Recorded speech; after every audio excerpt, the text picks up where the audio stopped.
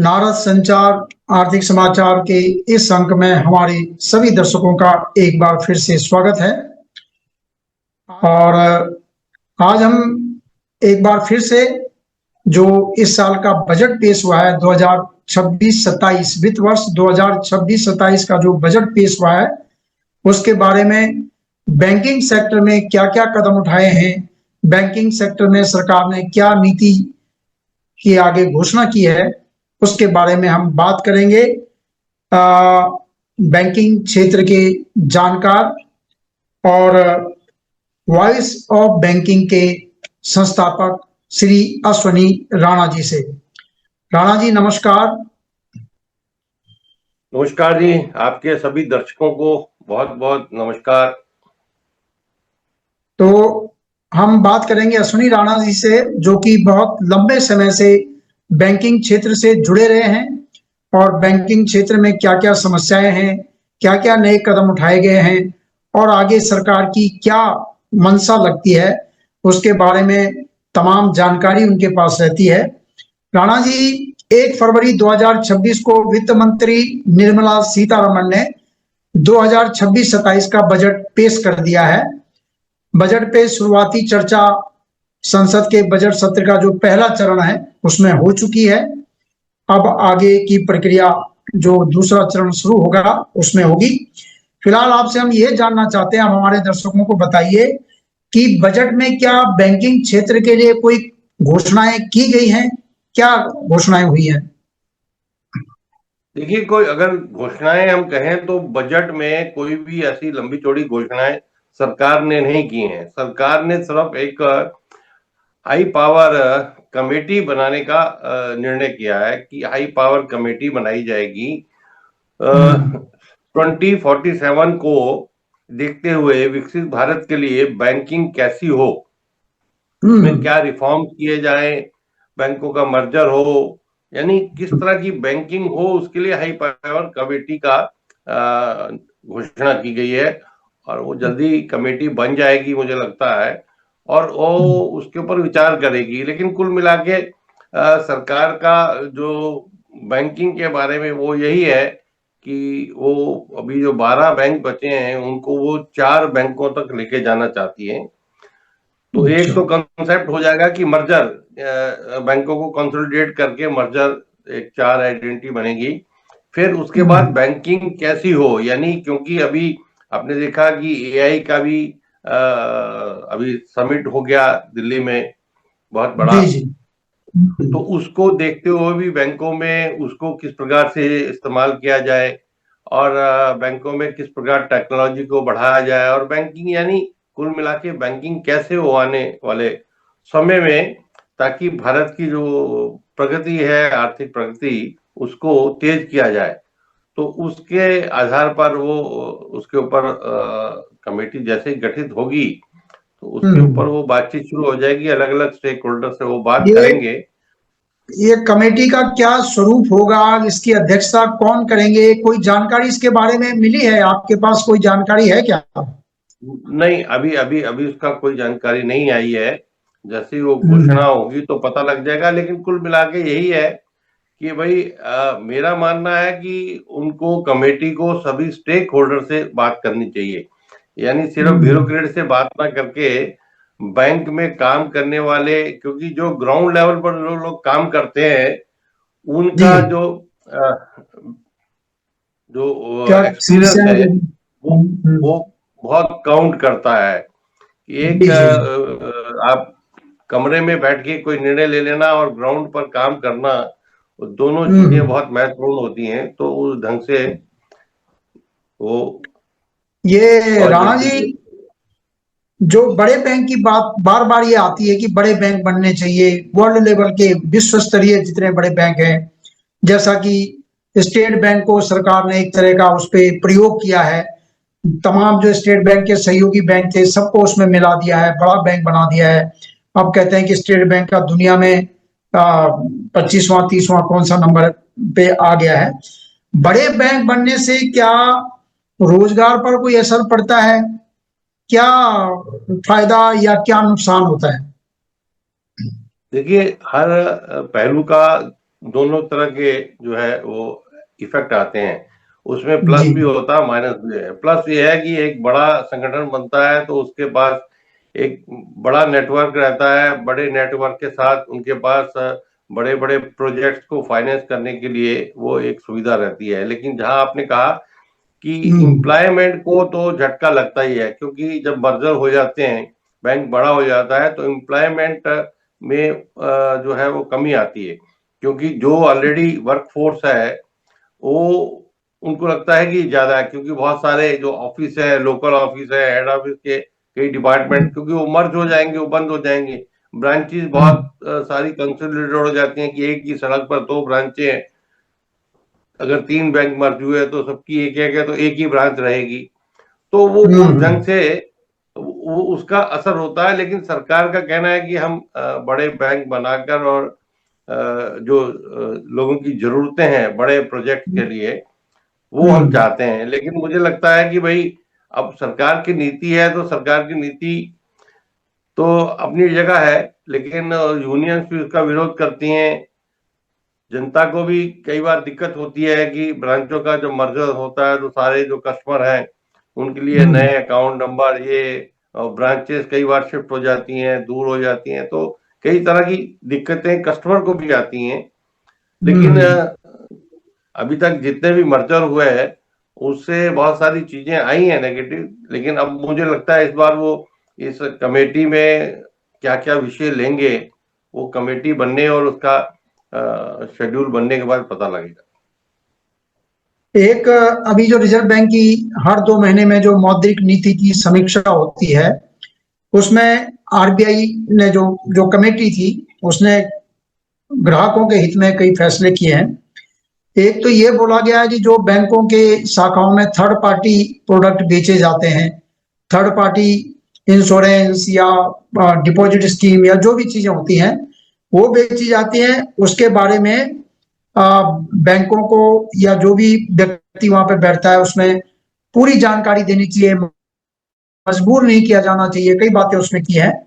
और दूसरा बोला है कि जो डिजिटल पेमेंट में फ्रॉड होता है, गड़बड़ हो जाती है, लोगों का पैसा फंस जाता है या नुकसान हो जाता है, तो 25,000 रुपए तक का मुआवजा जो है देने की बात कही गई है। और तीसरा, एक कर्ज वसूली एजेंट जो कि कई बार बहुत बदसलूकी करते हैं, कई बात, ये 3 बातें मेन उसमें रखी गई हैं। और उनके नियम भी बोला जारी किए जाएंगे, कुछ के जारी कर दिए हैं मुझे लगता है, कुछ के अभी आने हैं। क्या है इससे मतलब, ये कुछ ग्राहकों को जो बैंकों के उपभोक्ता हैं उनको लाभ मिलेगा क्या? देखिए, लाभ क्या है कि रिजर्व बैंक को बहुत सारी इस चीजों के बारे में कंप्लेंट्स आ रही थी। जो रिजर्व बैंक को कंप्लेंट्स ट्रांसफर होती हैं, बैंकों से रिड्रेस नहीं होती, तो वो बहुत सारी ऐसी कंप्लेंट थी कि अभी पीछे ही एक किस्सा आया था कि एक 80 साल से ज्यादा के व्यक्ति को जो है एक लॉन्ग टर्म प्रोजेक्ट जो पॉलिसी इंश्योरेंस की भेज दी गई थी, जबकि उसके लिए वो जरूरत नहीं थी। तो बैंकों में जो मिस सेलिंग है, थर्ड पार्टी प्रोडक्ट कहें, मिस सेलिंग कहें, और उसके कारण से बहुत बार ग्राहकों को जो है मुश्किल होती है कि आप लॉकर लेने गए, आपको कहा कि आप हम्म। इंश्योरेंस लीजिए तभी लॉकर मिलेगा। आपने कोई लोन लेना है, यानी आप एफडी कराने गए, तो आपको जो थर्ड पार्टी वाला वहाँ एजेंट बैठा है उसने कहा जी कि आप एफडी हम्म। से अच्छा आप इधर डिपॉजिट इसमें कर दीजिए, इंश्योरेंस में लगा दीजिए, म्यूचुअल फंड में लगा दीजिए। तो वो जो मिस सेलिंग है, और उसके कारण से जो कर्मचारी हैं उन पर भी दबाव होता है कि भाई आपको ये टारगेट इतने पूरे करने ही हैं, तो वो भी जी। दबाव में रहते हैं। और जो कुछ टॉप एग्जीक्यूटिव हैं उनको उनका कुछ इंसेंटिव मिलता है। तो रिजर्व बैंक ने अभी उसके जो नियम जारी किए हैं, उन्होंने कहा कि कोई भी इस तरह की मिस सेलिंग आप नहीं कर सकते, कस्टमर की कंसेंट के बिना आप कुछ भी बेच नहीं सकते, और कोई भी इंसेंटिव स्टाफ को नहीं दिया जाएगा थर्ड पार्टी अगर कोई बैंक बेचता है तो। जी। जी, लेकिन इसके नियम वो, नियम लागू कर दिए, जारी कर दिए क्या नियम? हाँ, नियम लागू किए हैं, बैंकों को उन्होंने डायरेक्शन दिए हैं। लेकिन वो हम्म। कितने इम्प्लीमेंट होंगे ये समय बताएगा। कारण क्या है कि वो कैश में इंसेंटिव नहीं देंगे, तो और बहुत सारी चीजें रहती हैं कि जो इनडायरेक्टली दे देते हैं। कि बैंकों की बहुत हम्म। सारी मीटिंग होती हैं, वो थर्ड पार्टी जो कंपनीज हैं वो उनको स्पॉन्सर कर देते हैं, उनको और कोई टूर इस तरह के स्पॉन्सर कर देते हैं। यानी कैश में ना देकर काइंड में इनडायरेक्टली उनको दे दिया जाता है, ताकि उनका जो प्रोडक्ट है वो बिकता रहे। अब ये जी जी बड़ी अजीब सी लगती है कि बैंकिंग ना होकर इस तरफ डाइवर्ट हो रही है, और उससे बैंकों का भी नुकसान है। कारण क्या है कि बैंक एक तरफ कासा कासा बोलते हैं कि हमारा जो लो कॉस्ट डिपॉजिट है वो कम हो रहा है, और लोन के लिए हमारे पास फंड्स की कमी है, और दूसरी जी तरफ अपने ही डिपॉजिट को वो थर्ड पार्टी प्रोडक्ट्स में डाइवर्ट कर रहे हैं। तो जी जहां उससे डिपॉजिट भी कम होता है, और अब हम्म, ये नए नियम आने के बाद ये पता लगेगा कि बैंक कितना उसको फॉलो कर रहे हैं। जी जी। और और ये जो दूसरा, कर्ज आपने जो कहा, जो एजेंट की बात की, जो रिकवरी एजेंट है, क्या हाँ होता जी है हाँ कि जी भाई सरकारी बैंक भी कई बार रिकवरी एजेंट अपॉइंट करते हैं, या जो अपना स्टाफ है वो भी रिकवरी के लिए जाता है। प्राइवेट बैंक तो करते ही हैं, कुछ जो एनबीएफसी है बाउंसर तक को उसमें रिक्रूट करते हैं कि रिकवरी के लिए भाई गाड़ी उठा लाओ, ट्रैक्टर उठा लाओ, कुछ भी करो। तो उसके लिए भी रिजर्व बैंक ने कहा कि ऐसा नहीं चलेगा। एक तो टाइम जो है, एक टाइम फिक्स किया गया है कि इतने से इतने बजे तक ही आप कस्टमर को कॉल कर सकते हैं, और उससे पूछना पड़ेगा कि वो कहाँ मिलना चाहेगा, ऑफिस में, घर पे। आप उसके घर में ऐसे सीधा नहीं जा सकते। दूसरा, बैंकों को, एनबीएफसी को, जो उनके रिकवरी एजेंट हैं उसकी सूची जारी करनी पड़ेगी, ताकि लोगों को पता रहे। और जब कस्टमर के पास जाना है तो प्री इंटीमेशन उसको चाहिए, होनी चाहिए कि वो उससे मिलने वाले आने वाले हैं। और फिर उसकी उनकी जो है ट्रेनिंग, वो भी बैंकों को और फाइनेंशियल इंस्टीट्यूशन को रेगुलर देते रहना चाहिए, एजेंट्स को, कि वो किस तरह से बिहेव करेंगे। और सिर्फ रिकवरी ही नहीं है, मतलब अगर कोई लोन लेके नहीं दे पा रहा तो उसके कारण कई हो सकते हैं, कि जरूरी नहीं कि वो देना ही नहीं चाहता। तो उसके लिए उसके ट्रीटमेंट उसके साथ ठीक हो, व्यवहार ठीक हो, तो उसके लिए ट्रेनिंग का मॉड्यूल भी सभी को बनाने की जरूरत है, तो वो भी उसके ऊपर कहा गया है। और तीसरी बात आपने कही कि भाई जो फ्रॉड्स, डिजिटल फ्रॉड्स हो रहे हैं, तो ये 25,000 रुपए मुझे लगता है कि कोई बहुत बड़ी राशि नहीं है, रिजर्व बैंक ने जो कहा है। और क्योंकि जो फ्रॉड्स हो रहे हैं वो बड़े बड़े फ्रॉड्स हो रहे हैं, तो फ्रॉड को रोकने के लिए उसके ऊपर ज्यादा फोकस रिजर्व बैंक को करने की जरूरत है। कारण क्या है कि भाई दो चीजें फ्रॉड्स होने में, एक है कि भाई आपको फोन चाहिए, मोबाइल चाहिए। आप देखें कि मोबाइल जो है, मोबाइल की चिप जो है वो सड़कों पे बिकती है। आप बिना ड्यू डिलिजेंस के, प्रॉपर केवाईसी के बिना भी आप मोबाइल की चिप ले लेते हैं। और फिर जो बिल्कुल है अकाउंट जो खुलता है वो भी किस तरह से खुलता है, बिना ड्यू डिलिजेंस के, प्रॉपर केवाईसी नहीं होती। और वो ज्यादातर उन बैंकों में होता है कि जहां पर एजेंट के थ्रू खोला जाता है। और ये जो जी बीसी मॉडल है, बिजनेस कॉरेस्पॉन्डेंट मॉडल, उसके थ्रू भी हम्म, जो अकाउंट खुलते हैं वहां पर भी इस तरह के फ्रॉड की बहुत संभावना रहती है, क्योंकि वो प्रॉपर तरीके से केवाईसी नहीं होते। अभी जी रिजर्व बैंक ने जो सी के वाई सी शुरू कर रहे हैं, उससे अगर वो जब तक पूरा इम्प्लीमेंट हो जाएगा तो आने वाले दिनों में जो अकाउंट खोलेंगे तो उसके हम्म, थ्रू वो खुल सकते हैं। लेकिन आप, दिक्कत क्या है कि ऑनलाइन आजकल अकाउंट खोल सकते हो, आप बैंक में जाना ही नहीं है। आपने जो डॉक्यूमेंट अपलोड कर दिए और वो फेक है नहीं है उसका कोई भी पता नहीं है। तो बहुत सारी चीजें हैं, जब तक ड्यू डिलिजेंस के साथ अकाउंट ना खोले और हम्म। मोबाइल का जो सिम कार्ड है वो प्रॉपरली मिले, तभी आप इन फ्रॉड्स को रोक सकते हैं, जो कि एक माध्यम है फ्रॉड करने के लिए। मतलब जहां एक तरफ टेक्नोलॉजी का कई फायदे भी हैं, कई तरह के लाभ भी मिल रहे हैं, वहीं दूसरी तरफ टेक्नोलॉजी जो है वो नुकसानदायक भी हो रही है अगर ध्यान से काम ना किया जाए। जैसा कि आपने कहा कि भाई सारे डॉक्यूमेंट अपलोड कर दिए जाते हैं, कैसे है उनकी ढंग से जांच पड़ताल, जब भौतिक रूप में आपके सामने चीज होती है तो उसकी जांच भी की जाती है। हालांकि मुझे लगता है अगर आधार कार्ड वगैरह वगैरह अगर आपके नकली है, आधार कार्ड आप नकली दे रहे हैं, एड्रेस वगैरह, तो इलेक्ट्रॉनिकली उसकी जांच भी की जा सकती है कि क्या नाम से है, कि कहाँ पे इशू हुआ है। तो ये सभी चीजें रिजर्व बैंक और बैंक वाले ध्यान रखते होंगे जहां तक मुझे पता है, क्योंकि जब टेक्नोलॉजी पे काम हो रहा है तो टेक्नोलॉजी के हिसाब से ही उसकी जांच पड़ताल भी की जाती होगी। एक, जैसा कि आपने भी बोला है कि बैंकों में ब्याज दरें कम हो रही है, रिजर्व बैंक समय समय पे ब्याज दर कम करता है, तो कर्ज पे तो ब्याज दर कम होती है तो अच्छा लगता है, लेकिन जब हम पैसा जमा करते हैं उस पे जब ब्याज दर कम मिलती है तो फिर वो खराब लगता है कि भाई हम एफडी कर रहे हैं उस पर सिर्फ 6% मिल रहा है, 6.25% मिल रहा है, 7% मुश्किल से सीनियर सिटीजन को मिल पाता है। जबकि दूसरी तरफ जो म्यूचुअल फंड है वहां 12%, 13%, 15% की बात करते हैं। तो रिजर्व बैंकों के पास कर्ज पे देने के लिए जमा पूंजी कम पड़ रही है, क्या मतलब ये समस्या क्यों पैदा हो रही, क्या इसका निदान हो सकता है? देखिए, समस्या एक तो की समस्या क्यों हो रही है कि भाई क्या है कि हर आदमी चाहता है कि मुझे जो रिटर्न है वो अच्छा मिले। अगर बैंक में नहीं मिलता तो वो दूसरे चीजों की तरफ जाता है, म्यूचुअल फंड की तरफ जाता है, शेयर मार्केट में जाता है, गोल्ड में जाता है, प्रॉपर्टी में जाता है, यानी वो दूसरे जो जहां से उसको अच्छा रिटर्न मिल सकता है, और कई बार वो गलत उसमें भी फंस जाता है और उसका नुकसान हो जाता है। तो यहाँ लेकिन बैंक में रेट ऑफ इंटरेस्ट कम है, लेकिन वो उसका जो पैसा है, इन्वेस्टमेंट है, जो वो प्रिंसिपल कम से कम सिक्योर्ड है। ये जनता को समझना चाहिए कि कम मिल रहा है लेकिन आपकी उसकी सिक्योरिटी है। फिर लिक्विडिटी आसान है। आपको अगर ऑनलाइन अपनी एफडी बनाई है तो आपको रात को भी अगर पैसे की जरूरत पड़ गई तो आप ऑनलाइन उस एफडी को अपना तोड़ के अकाउंट में डाल के और पैसे को इस्तेमाल कर सकते हैं। लेकिन शेयर को आप जाके ऐसे रात को नहीं बेच सकते।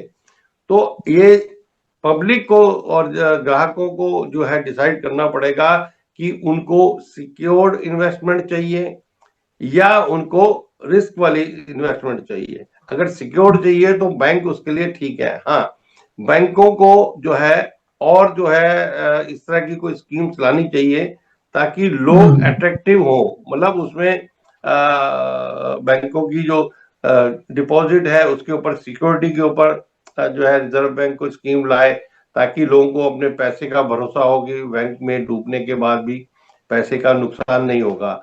और जो जैसे अभी हमने फाइनेंस मिनिस्टर को सुझाव दिया था कि सेविंग में जो पैसा पड़ा उसको ऊपर इनकम टैक्स नहीं लगना चाहिए कम से कम, तो लोग पैसा सेविंग में भी रखेंगे, नहीं तो सेविंग से निकाल के।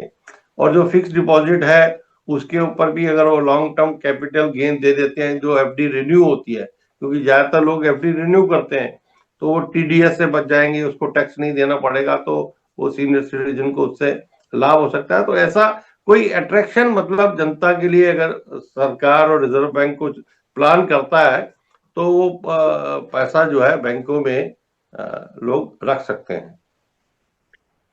सुनी जी, आपके साथ बात हुई, कई चीजें आपने बताई हैं। बैंकों में ये मुद्दा तो बिल्कुल सही बात है कि बैंकों में, सरकारी बैंक है, लोगों का पैसा जो भी वहां रखा हुआ है, बेशक उस पर मार्केट से थोड़ा कम रिटर्न मिलता है लेकिन वो सुरक्षित है। उनका सरकारी बैंकों में जो बैंकों की निगरानी लगातार रिजर्व बैंक करता रहता है और वहां उनको जो गारंटी एक तरह की कि भाई इतना रिटर्न जो भी कहा गया उतना रिटर्न आपको मिलता है।